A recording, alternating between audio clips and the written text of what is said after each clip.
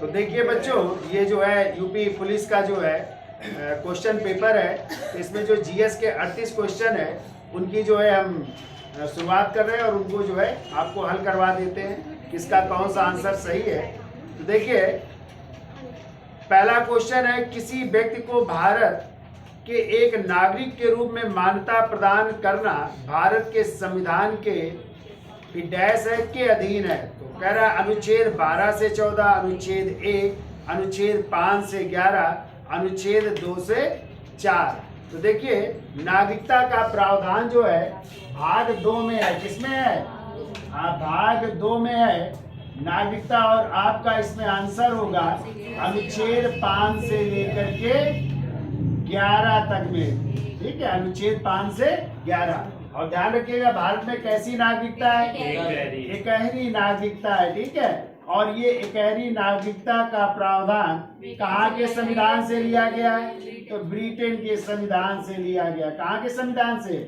Britain के संविधान से। और नागरिकता हमने आपको पढ़ाया है कि 5 प्रकार से ली जा सकती है ना, वंश द्वारा, परंपरा और जन्म द्वारा। ठीक है, पंजीकरण द्वारा, भूमि अर्जन द्वारा। ठीक है, तो इस तरह नागरिकता हासिल की जा सकती है।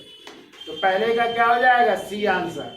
दूसरा क्वेश्चन कह रहा है भारत के संविधान के किस अनुच्छेद में पोषण के स्तर और जीवन स्तर को बढ़ाने के लिए और सार्वजनिक स्वास्थ्य में सुधार के लिए राज्य के कर्तव्य के बारे में बात की गई है? तो देखिए इसका आंसर हो जाएगा ए, अनुच्छेद 47। तो आप लोगों ने राज्य के नीति निर्देशक तत्व तो पढ़े हैं, डीपीएसपी।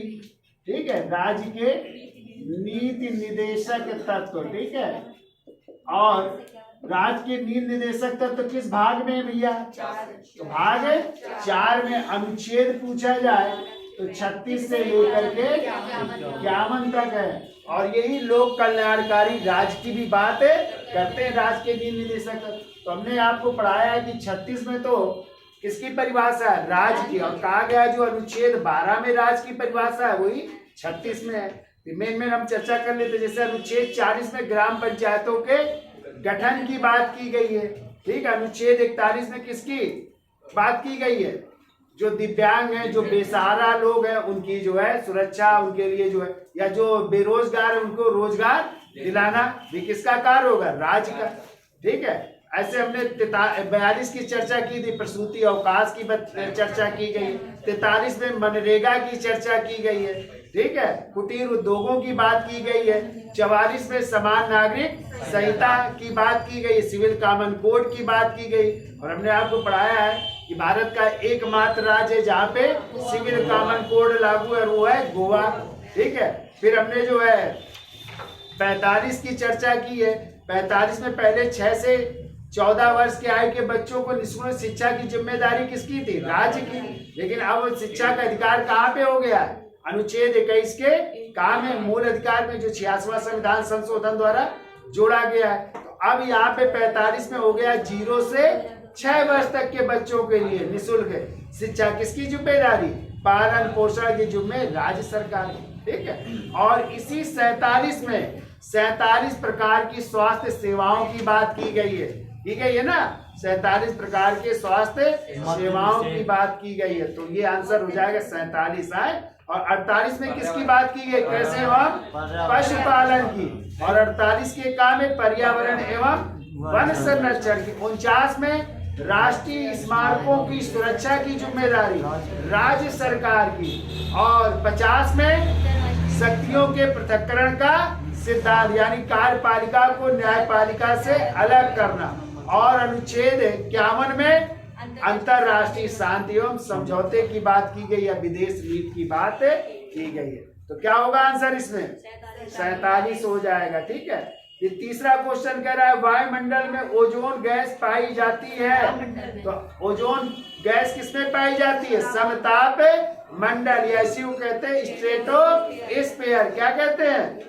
स्ट्रेटोस्फीयर में पाई जाती ओजोन गैस का मतलब ओजोन परत। जो ऑक्सीजन के 3 अणुओं से मिलकर के बनी होती है। और यही ओजोन परत, ध्यान रखिएगा, हमें सुरक्षा प्रदान करती सूर्य की अल्ट्रावायलेट रे या पराबैंगनी किरणों से हमें सुरक्षा प्रदान करती है।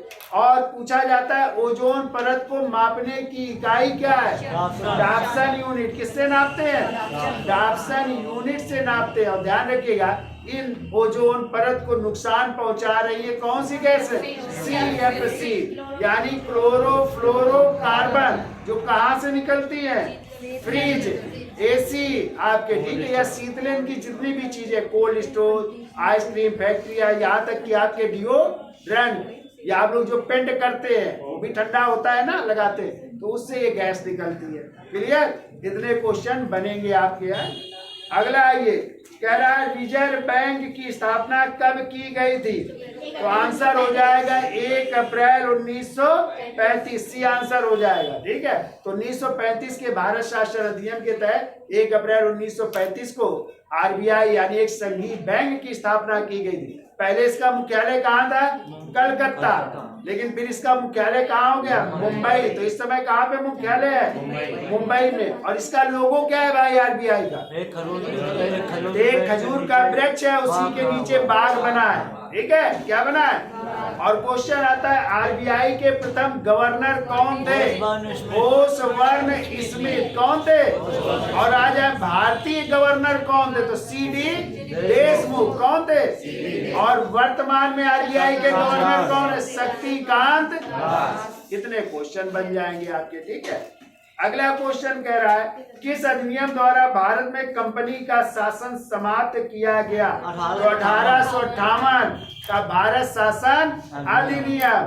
क्योंकि 1857 का विद्रोह हुआ था, इसके बाद ये कानून आया, तो ईस्ट इंडिया कंपनी के शासन को क्या कर दिया गया? समाप्त कर दिया गया और सीधे ब्रिटिश क्राउन के हाथ में चला गया। तो उस समय ब्रिटेन की महारानी थी विक्टोरिया, उनके हाथों में चला गया था। तो कौन सा अधिनियम हो जाएगा? 1858 का भारत शासन अधिनियम। अगला कह रहा है निम्न में से अपश्रव्य तरंगे कौन सी है? तो देखो, तरंगे 3 प्रकार की होती हैं। पहली होती है श्रव्य, दूसरी होती है अपश्रव्य, और तीसरी होती है पराश्रव्य। पराश्रव्य तरंगे, ठीक है। तो क्या पूछा गया है? अपश्रव्य है। तो अपश्रव्य तरंगे वो होती जिनकी आवृत्ति 20 हर्ट्ज से कम होती है। तो आंसर क्या होगा? 20 हर्ट्ज से नीचे की तरंगे कहलाती कौन सी? अपश्रव्य। और जो श्रव्य तरंगे होती उनकी आवृत्ति होती 20 से लेकर के 20,000 हर्ट्ज तक होती है, ठीक है। 20 से लेकर के कितने? 20,000 हर्ट्ज तक होती है। और जो पराश्रव्य होती है उनकी होती है 20,000 से अधिक होती है, वो कहलाती है पराश्रव्य तरंगे। तो श्रव्य तरंगों को हम लोग सुन सकते हैं, ठीक है। और पराश्रव्य तरंगों को कौन सुन सकता है? चमगादड़। यही ध्वनि उत्पन्न करते हैं और इसी के अनुसार चलते हैं। तो चमगादड़, बिल्ली, कुत्ता, ये सब कौन सी? पराश्रव्य तरंगे। क्लियर? याद हो जाएंगी। अपश्रव्य कौन सी? 20 हर्ट्ज से कम वाली, और श्रव्य 20 से 20,000 हर्ट्ज, और पराश्रव्य 20,000 से अधिक वाली कहलाती है, ठीक है। और ध्वनि की तीव्रता किससे नापते हो? डेसिबल से। किससे? और आवृत्ति आ जाए तो हर्ट्ज से। किससे? याद हो जाएंगे दोनों चीज, ठीक है। ध्वनि की तीव्रता डेसिबल से और ध्वनि की आवृत्ति हर्ट्ज से नापते हैं। क्लियर? और ये आपकी श्रव्य, अपश्रव्य और पराश्रव्य हो गए। चलिए, होशियार है आप लोग। आगे आइए, कह रहा है आंत में मौजूद सूक्ष्म जीव गट फ्लोरा द्वारा कौन से विटामिन का उत्पादन किया जाता है? तो विटामिन के हो जाएगा। कौन सा हो जाएगा? के। ये आंसर हो जाएगा, ठीक है। कह रहा है भारत की कौन सी पर्वत श्रृंखला सबसे प्राचीन है? अरावली हो जाएगा, सी आंसर, ठीक है। जबकि हिमालय आपका नवीन पर्वत श्रृंखला है, नवीन वलित पर्वत श्रृंखला हिमालय, ठीक है। और अरावली सबसे प्राचीन पर्वत श्रृंखला है। बहुत बार क्वेश्चन पूछा गया है, ठीक है, याद रखिएगा आप लोग। अगला कह रहा है 17वीं शताब्दी में किस सिख गुरु ने दारा सिखों को पनाह दी थी? तो 17वीं शताब्दी का मतलब 1600 के बाद का। और आपको पता है जो 5वें गुरु थे गुरु अर्जुन देव, उनको मृत्यु दंड दिया था जहांगीर ने।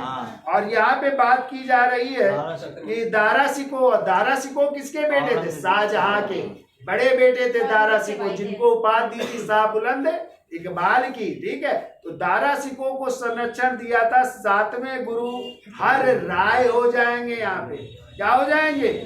7वें गुरु हर राय। और इनका टाइम है 1645 से लेकर के 1661 तक। ठीक है, 7वें गुरु कौन थे? हर राय थे। ठीक है, 1645 से लेकर के 1661 तक इनका टाइम है। इन्होंने दारा सिकोह को क्या दिया था? संरक्षण दिया था। और 5वें याद रखिए गुरु अर्जुन देव। तो 9वें कौन थे सिख के गुरु? गुरु तेग बहादुर। और 10वें गुरु गोविंद सिंह। और प्रथम गुरु गुरु नानक देव। दूसरे अमरदास। और तीसरे सॉरी दूसरे वो थे नहीं शिष्य लैना। क्या नाम था? किस नाम से बने थे?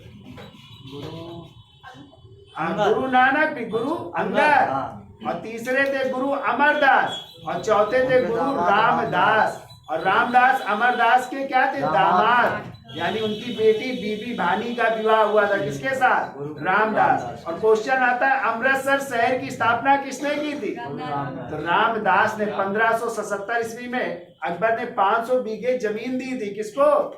रामदास को। और उस जमीन से और उनकी जो पत्नी बीबी भानी को मिली थी, उसी से जो है कौन सा शहर बसा? अमृतसर शहर। ठीक है, और फिर 5वें गुरु जो अर्जुन देव थे, उन्होंने अमृतसर शहर में किसकी स्थापना की? स्वर्ण मंदिर, गोल्डन टेम्पल की, जिसे हर मंदिर साहिब कहते हैं। क्या कहते हैं? और क्वेश्चन आता है कि अमृतसर के स्वर्ण मंदिर की नींव किसने रखी थी? तो एक सूफी संत थे जिनका नाम था मियां मीर से रखवाई थी। ध्यान रखिएगा।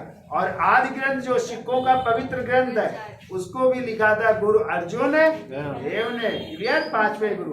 और 10वें गुरु कौन थे? गुरु गोविंद सिंह, जिनका जन्म हुआ था पटना साहिब में। तो अभी 26 नवंबर को मोदी जी ने घोषणा की है कौन से दिवस मनाने की? वीर बाल दिवस। याद रखिएगा, ये क्वेश्चन आ जाएगा। हाँ, अभी 26 दिसंबर को वीर बाल दिवस। और इसमें जो है गुरु गोविंद सिंह के 2 पुत्रों को नहीं चिनवा दिया गया था। ठीक है, तो उनकी शहादत के उपलक्ष्य में गुरु गोविंद सिंह के थे कि तेग बहादुर के?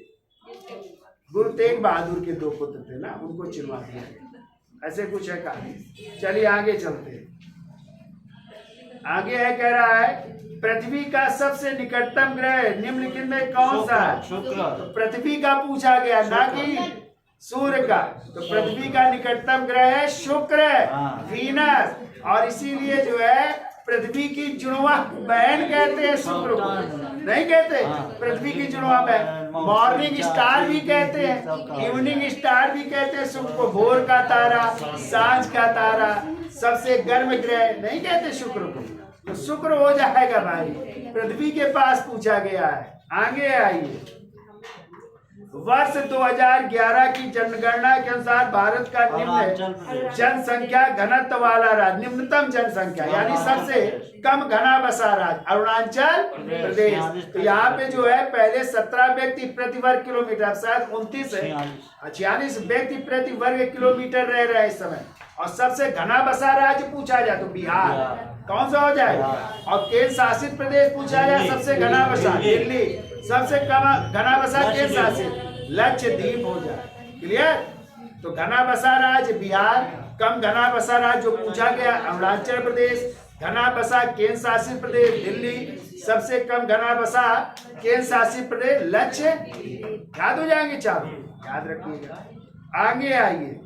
सिमलीपाल वन्य जीव अभयारण्य किस राज्य में स्थित है? उड़ीसा। कहाँ पे है? उड़ीसा में सिमलीपाल। ठीक है, ये कह रहा है भारत सेवक समाज की स्थापना निम्नलिखित में किसने की थी? तो इसकी स्थापना की थी, आंसर हो जाएंगे गोपाल कृष्ण गोखले।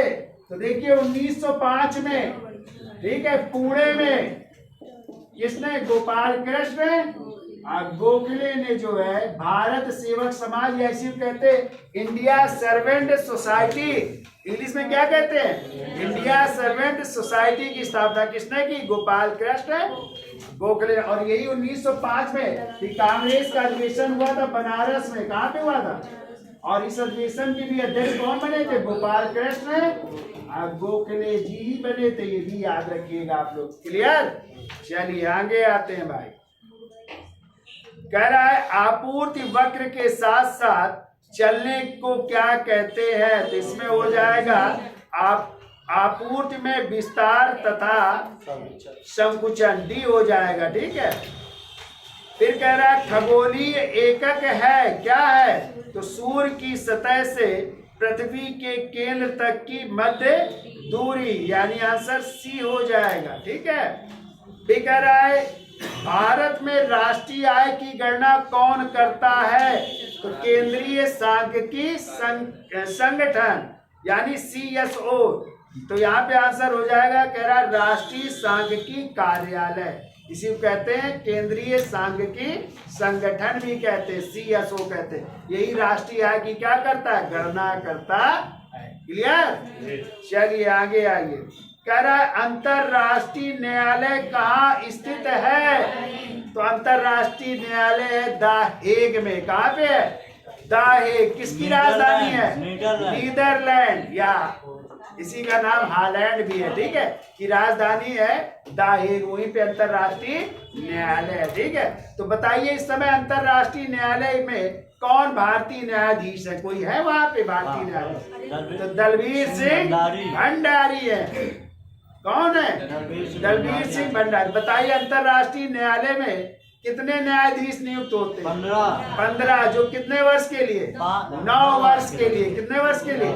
9 वर्ष के लिए नियुक्त किए जाते हैं। जैसे पहले भारतीय पूछे जाते तो DN राव, फिर डॉक्टर नागेंद्र सिंह, रामस्वरूप पाठक, भगवती। ठीक है, कई हुए अंतरराष्ट्रीय न्यायालय में न्यायाधीश। वर्तमान में कौन है? दलबीर सिंह भंडारी है। चलिए आगे आते हैं भाई। कह रहा तृतीय पानीपत का युद्ध कब लड़ा गया था? तो 14 जनवरी 1761 को। किसके किसके बीच हुआ? मराठों और अहमद शाह अब्दाली के बीच। किसके बीच? मराठों और अहमद शाह अब्दाली। कब हुआ? 14 जनवरी 1761 को। तो कभी कभी आंसर होगा मराठों और अफगानों के बीच। ठीक है। तो अफगान कौन थे? अहमद शाह अब्दाली अफगान थे। तो मराठों के बीच हुआ। और उस समय मराठा जो पेशवा थे उनका नाम था बाजी राव थे। कौन थे? बाजी राव। इन्हीं को नाना साहब भी कहते हैं। तो 2 नाना साहब हुए हैं, एक दोंदू पंत और एक ये इनको भी नाना साहब कहते हैं। ठीक है। तो इन्होंने, ये बुढ़े थे तो उन्होंने इस युद्ध में अपने बेटे को भेजा था, विश्वास राव। किसको? और अपने भाई सदाशिव राव को भेजा था। तो कहते दोनों लोग युद्ध में मारे गए। पराजय की सूचना एक व्यापारी द्वारा कूट संदेश में भेजी गई थी। 2 मोती विलीन हो गए, 24 सोने की मोहरें लुप्त हो गई, चांदी और तांबे की तो गणना ही। यानी ये दोनों मारे गए, तो 2 मोती विलीन हो गए। जो बड़े सरदार थे वो भी मारे गए। उसके नीचे जो सेना थी इनकी कोई गिनती ही नहीं थी। कहते हैं सर यदुनाथ सरकार ने लिखा है मराठों का इतिहास। वो कहते हैं कोई ऐसा घर नहीं था मराठों का जिसने अपने सगे संबंधी को। तो बताइए अच्छा, इस युद्ध में मराठों का जो तोप खाना था उसका नेतृत्व किसने किया? भी बहुत क्वेश्चन आता है। तो इब्राहिम गार्दी ने। किसने किया था? इब्राहिम गार्दी। और वो भी युद्ध के मैदान में लड़ता हुआ मारा गया। तो बताइए पानीपत का द्वितीय युद्ध कब हुआ था? चलिए बताइए। 1556 5 नवंबर 1556 को। किसके किसके बीच? अकबर और हेमू के बीच। किसके बीच? अकबर और हेमू पर। और आ जाए पानीपत का प्रथम युद्ध 21 अप्रैल 1526 को बाबर और इब्राहिम लोदी के बीच। और इब्राहिम लोदी इस युद्ध के मैदान में लड़ता हुआ। तो दिल्ली सल्तनत का एकमात्र शासक यही है जो युद्ध के मैदान में लड़ता हुआ। और इनके साथ इनके दोस्त मारे गए थे। कौन? ग्वालियर के राजा विक्रमादित्य या विक्रमाजीत भी मारे गए थे इब्राहिम लोदी के साथ। चलिए आगे आते हैं। कह रहा विश्व के कुल क्षेत्रफल का कितने % भाग भारत के पास है?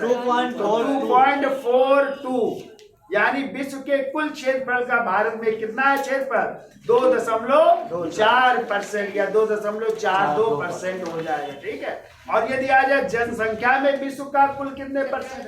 तो 17.5% है विश्व की कुल जनसंख्या का भारत में कितना? 17.5%। और जनसंख्या की दर से भारत का स्थान अभी तक दूसरा था, अब शायद पहला हो गया। और क्षेत्रफल की दर से भारत का स्थान 7वां है। कौन सा है? 7वां। पहले नंबर में रूस, दूसरे में कनाडा, तीसरे में अमेरिका, अब तीसरे में हो गया है अमेरिका, और चौथे में चीन, और फिर ब्राजील, फिर ऑस्ट्रेलिया, और फिर भारत। तो 7वें क्रम में भारत है। ठीक है, ये भी याद रखिएगा आप लोग। ऐसे ही क्वेश्चन बनते हैं और इनको तैयार करना है आप लोगों को अच्छे से। ठीक है, आगे आइए। अभी सबकी देखते हैं, हवा टाइट हो रही है। देखो हाँ, कितने लोग जो है पुलिस में होंगे अभी हम बता देते हैं। ठीक है। हाँ, तो आसान नहीं है परीक्षा उत्तीर्ण करना, बहुत कठिन तपस्या है। जो कठिन तपस्या करेगा वही सफल होगा। ठीक है। अब हंसी खेल नहीं है, कंपटीशन निकालना। ठीक, चलिए आगे चलते हैं। भारत में तुगलक वंश के बाद कौन सा वंश शासन में आता है? तो तुगलक वंश के बाद आया सैयद वंश, और सैयद वंश के संस्थापक थे मीर खां, जिन्होंने रैयत आला की उपाधि धारण की थी। कौन सी?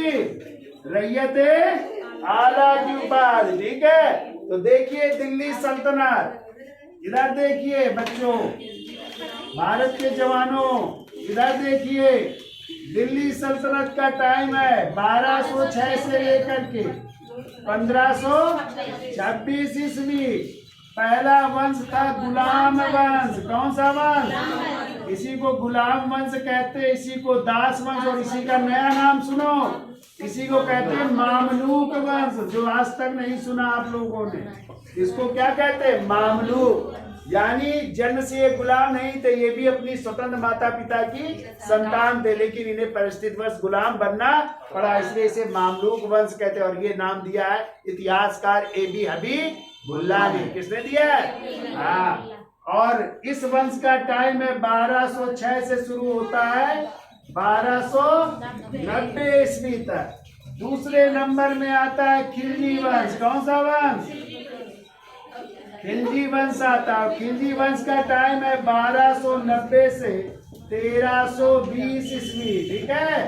तीसरे नंबर में आता है तुगलक वंश, और तुगलक वंश का टाइम है बच्चों 1320 से लेकर के 1414 ईस्वी तक। फिर तुगलक वंश के बाद ही आता है सैयद वंश, और इस सैयद वंश का टाइम है 1414 से लेकर के 1451 ईस्वी तक। फिर आता है 5वें नंबर में लोधी वंश, और इस लोधी वंश का टाइम है 1451 से लेकर के 1526 ईस्वी तक। क्लियर? तो किसके बाद पूछा गया है? तुगलक वंश के बाद। तो कौन सा वंश? सैयद वंश आएगा। अब इसमें भी ध्यान रखो, पूछा जा सकता है दिल्ली सल्तनत में सर्वाधिक समय तक किस वंश ने शासन किया? जल्दी से बताइए आंसर। सर्वाधिक समय तक किस वंश ने शासन किया? तुगलक वंश ने। कितने साल? 94 वर्ष तक। और आ जाए सबसे कम समय तक, सबसे कम समय तक। अरे खिलजी वंश, भारत के जवानों, केवल 30 वर्ष। कितने वर्ष? 30 वर्ष। क्लियर? हाँ, तो सबसे कम खिलजी और सबसे ज्यादा तुगलक वंश। ठीक है। गुलाम वंश के संस्थापक ऐबक कौन थे? कुतुबुद्दीन। खिलजी वंश के संस्थापक जलालुद्दीन फिरोज खिलजी। तुगलक वंश के संस्थापक गयासुद्दीन तुगलक, और सैयद वंश के संस्थापक खिलजी खां। तो लोधी वंश के संस्थापक बहलोल लोधी, फिर उनके बेटे सिकंदर लोधी, फिर उनके बेटे इब्राहिम लोधी। और वही सिकंदर लोधी थे जिन्होंने आगरा शहर घूमने जाते हो ताजमहल, हाँ, उसकी नींव डाली थी कब? 1504 में, और 1506 में आगरा को अपनी राजधानी। तो कह रहे हैं दिल्ली सल्तनत में 2 राजधानियां रही, दिल्ली और आगरा की। आगे चल करके लोदियों ने आगरा को बना ली। ठीक है, याद रहो, रखोगे। हाँ भारत के जवानों, ठीक है। आगे आते हैं, कह रहा है भारत के किस राज्य की तटरेखा सबसे लंबी है? गुजरात। कौन सा राज्य हो जाएगा? गुजरात। और दूसरे नंबर में आंध्र प्रदेश हो जाएगा। तो कितने तटीय राज्य हैं भैया? 9। 5 है पश्चिमी तट पे और 4 है पूर्वी तट में। तो पश्चिमी तट के राज्य गुजरात, महाराष्ट्र, गोवा, कर्नाटक और केरल। और इधर हो जाएंगे तमिलनाडु, आंध्र प्रदेश, उड़ीसा और पश्चिम बंगाल। तो 4 पूर्वी तट, 5 पश्चिमी तट। टोटल कितने तटीय राज्य? 9। सबसे लंबा तट है गुजरात का, दूसरे नंबर में आंध्र प्रदेश, और सबसे छोटा तट गोवा। क्या हो जाएगा? तो गोवा छोटा राज्य, उसका तट भी छोटा। ठीक है, पूर्वी जो पश्चिमी तट है उसमें कितने तट हैं? 4। ऊपर सौराष्ट्र, फिर कौन सा? कोंकण, फिर कनारा, केरल में मालाबार तट। और पूर्वी घाट में 2 तट, पहला कोरोमंडल और दूसरा उत्तरी सरकार। कोरोमंडल जो तमिलनाडु से लेकर के विशाखापट्टनम, और विशाखापट्टनम से उड़ीसा में माही नदी तक जो हो जाएगा वो उत्तरी सरकार। क्लियर? चलिए चर्चा करेंगे। आगे आइए, तो गुजरात हो गया सबसे लंबा तक। अगला कह रहा है सवाना घास के मैदान कहाँ स्थित है? तो सवाना घास के मैदान है अफ्रीका में भैया। कहाँ पे? अफ्रीका में। हाँ, और डाउन्स कहाँ है? डाउन्स ऑस्ट्रेलिया में है। हाँ, होशियार हो आप लोग। अगली पुस्तक पूछी गई है, देखो, लाइफ डिवाइन के लेखक अरविंद घोष की पुस्तक है। किसकी है? अरविंद घोष की पुस्तक है लाइफ डिवाइन। कह रहा है कांग्रेस ने किस एक बात गोलमेज सम्मेलन में भाग लिया था? दूसरे में कांग्रेस के प्रतिनिधि के रूप में कौन गए थे? गांधी जी गए थे। काहे से? एस राजपूताना नामक पानी के कहाँ पे ठहरे थे बच्चों? किंग्सले पैलेस लंदन में ठहरे थे। और वार्ता कहाँ पे हुई थी? सेंट जेम्स पैलेस लंदन में हुई थी। ठीक है, और काहे से वापस आ गए थे? जहाज से। वेस्टियाना नामक पानी के जो इटली का जहाज था उससे वापस आ गए थे। तो किस गोलमेज सम्मेलन में? दूसरे। होशियार है आप लोग, जरूर सफल होंगे। आगे आइए, देखिए, कह रहा है 6 से 14 वर्ष के बच्चों की अनिवार्य व निःशुल्क शिक्षा के अधिकार दायित्व किस संविधान संशोधन द्वारा मौलिक अधिकार में जोड़ा गया था? 86वां संविधान संशोधन 2002-3 द्वारा जोड़ा गया। और मूल अधिकार में 21 का जोड़ा गया है ना। और इसी में तो शिक्षा का अधिकार है। और शिक्षा का अधिकार कब लागू हुआ? 1 अप्रैल 2010 को, और लाया गया था 2009 में प्रस्ताव, और लागू हुआ 1 अप्रैल 2010 से शिक्षा का अधिकार। ठीक है, क्लियर? किस संशोधन द्वारा? 86वें संविधान संशोधन 2002-3 द्वारा। क्लियर? आगे आइए बच्चों, कह रहा है बल का एसआई मात्रक क्या है? न्यूटन होता है। क्या होता है? हाँ, न्यूटन होता है। ठीक कह रहा है भौतिकी के क्षेत्र में नोबेल पुरस्कार प्राप्त करने वाले पहले प्रथम भारतीय कौन थे? सीवी रमन। 1930 में इनको भौतिकी के लिए नोबेल पुरस्कार मिला था। ठीक है, इन्होंने रमन इफेक्ट की खोज की थी। और इसीलिए मनाते हैं 28 फरवरी को राष्ट्रीय विज्ञान दिवस मनाते हैं। क्या मनाते हैं? राष्ट्रीय विज्ञान दिवस। किस दिन? 28 फरवरी। और आज है प्रथम नोबेल पुरस्कार भारतीय विजेता तो रविन्द्रनाथ टैगोर, उनको साहित्य का मिला था 1913 में। किस पुस्तक के लिए? गीतांजलि के लिए। क्लियर? और इनको भौतिकी का मिला था सीवी रमन साहब को। आगे आइए सर, कह रहा है निम्नलिखित में कौन सी एक खरीफ की फसल नहीं है? तो मूंगफली, मक्का, कपास, सरसों। तो सरसों नहीं है भैया इसमें। कौन सी नहीं है? सरसों नहीं है। कह रहा है राष्ट्रपति द्वारा जारी किए गए अध्यादेश की अधिकतम अवधि कितनी होती है? 6 माह। कह रहा है 6 सप्ताह, 3 महीने, 6 महीने, 10 महीने। तो इसमें हो जाएगा 6 माह। वैसे होती है 6 माह 6 सप्ताह, टोटल 7.5 माह होती है। ठीक है। और जब आ जाए कि जब संसद की बैठक शुरू हो जाए तब अध्यादेश की समय सीमा केवल 6 सप्ताह होती है। क्लियर? तो अब यहाँ पे 6 माह 6 सप्ताह आंसर नहीं है, अलग अलग दिया है, तो इसमें हो जाएगा 6 माह हो जाएगा। क्लियर? तो बताइए जरा, राष्ट्रपति अध्यादेश जारी करते हैं किस अनुच्छेद के तहत? 123। अनुच्छेद 123 के तहत। और ऐसे राज्य में राज्यपाल जारी करते हैं अनुच्छेद 213 के तहत। तो बताइए पहली बार वायसराय को अध्यादेश जारी करने की शक्ति दी गई थी किस अधिनियम के तहत? 1861 के भारत शासन अधिनियम के तहत। ऐसे ही होशियार हो जाओ बच्चों, तुम्हारा नाम हो जाएगा। आगे कह रहा है सलाल पर बिजली परियोजना किस नदी पर स्थित है? चिनाब नदी पर। किस नदी पर? चिनाब नदी पर है। तो कह रहा है किस हार्मोन के श्रावण से हृदय स्पंदन तथा रुधिर दाब बढ़ जाता है? तो एड्रेनलिन हो जाएगा। ठीक है, बी आंसर हो जाएगा। फिर आइए, कह रहा निम्नलिखित में कौन सा अम्ल पेट के जीवाणुओं का नाश करता है? तो आपके पेट में पाया जाता है हाइड्रोक्लोरिक अम्ल, HCl पाया जाता है। क्या पाया जाता है? HCl के कारण हो जाएगा। फिर कह रहा है जनगणना 2011 के अनुसार उत्तर प्रदेश का सबसे कम जनसंख्या वाला जिला महोबा। कौन सा हो जाएगा? महोबा सबसे कम जनसंख्या वाला जिला हो जाएगा।